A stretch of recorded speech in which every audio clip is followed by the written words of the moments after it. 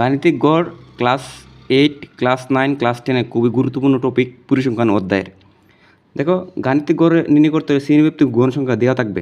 দেখো শ্রেণীব্যাপ্তি দেওয়া আছে, গণসংখ্যা দেওয়া আছে। তাহলে আমাদের কী করতে হবে? গাণিতিক গড় আগে আমরা সূত্রটা ডেকে নিই। গাণিতিক গড়ের সূত্রটা হয়েছে 1/n সামেশন fi xi। দেখো n হয়েছে কি? n এর মান হয়েছে মোট গণসংখ্যা 100, আর সে সামেশন fi xi। fi দেওয়া আছে গণসংখ্যা প্রকাশ করে, আর xi হয়েছে শ্রেণী মধ্যমান। এই শ্রেণী মধ্যমানটা কী করতে হবে? নির্ণয় করতে হবে। দেখো শ্রেণী মধ্যমান এর xi। দেখো আমরা শ্রেণী মধ্যমান নির্ণয় করবো। শ্রেণী মধ্যমান নির্ণয় হয়েছে কি? ওই যে শ্রেণীব্যাপ্তি নিম্ন সীমা, এটা 25 হয়েছে নিম্ন সীমা, আর শ্রেণীব্যাপ্তি উচ্চ সীমা 36। এই দুইটাকে যোগ করে 2তে ভাগ দেওয়ার পরে যা আসবে তা হলো কী হবে? শ্রেণীবৃত্তি মধ্যমান আসবে। সবগুলাকে কী করতে হবে? এই দুইটা যোগ করে ভাগ দিতে হবে 2টা। চলো আমরা করি। দেখো এখানে দেওয়া আছে কি 34 প্লাস 25। তাহলে আমরা কি 25 প্লাস 34 যোগ করলাম, তো ঠিক আছে। পরে ভাগ করলাম 2 দিয়ে।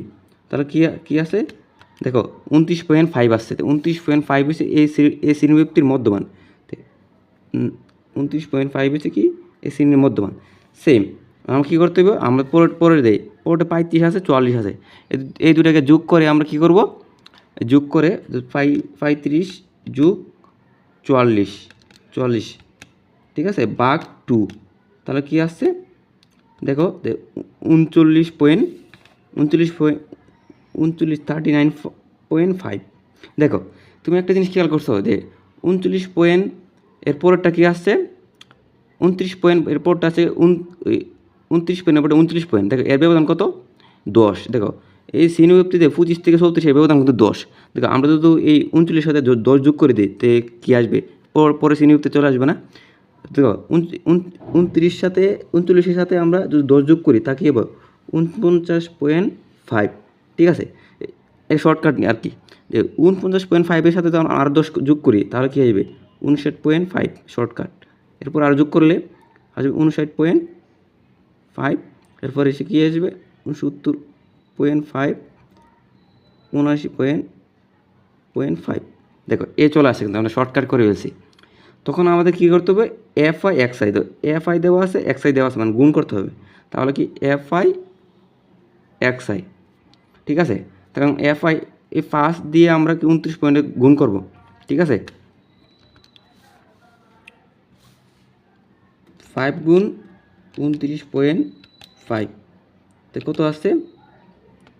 তো 147.5। সেম আমরা কী করবো? 10 এই 10 দিয়ে 39.5কে গুণ করবো। আবার 10 গুণ 39.5, তো কী আসছে?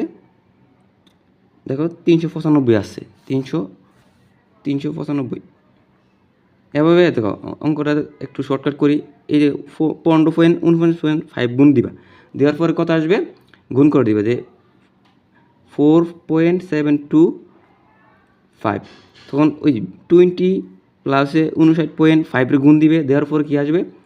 1190। সেম এরপরে 30 আর 69.5 গুণ করলে কী আসবে? তোমার হচ্ছে 2085। এরপরে এই 16 দিয়ে 79.5 গুণ করলে কত আসবে? 1275। এরপরে সেম এই 4 দিয়ে 89.5 গুণ করলে কী আসবে? 378। দেখো এখানে দেওয়া আছে কি সামেশন মানে যোগ করা। তো এই fi x এর সামেশন, তো fi x দেখো আমার সামেশন পাইছি 6190.00 সামেশন পেয়ে গেছি, আর এন মান পেয়ে গেছি কি 100। তাহলে দেখো আমরা মান বসে দিই। তো 1/1 এন মান কত কি 100, ঠিক আছে। গুণাকার আছে ইন্টু এই সামেশন fi x এর মান কত? এটা সামেশন fi মানে যোগ করার মোট হয়েছে কি 6190। দেখো এটা কী হবো? এই 1-এর সাথে কী হবে? গুণ হবে। তাহলে কি 6190 যদি আমরা 100 দিয়ে ভাগ করি, তাহলে দেখো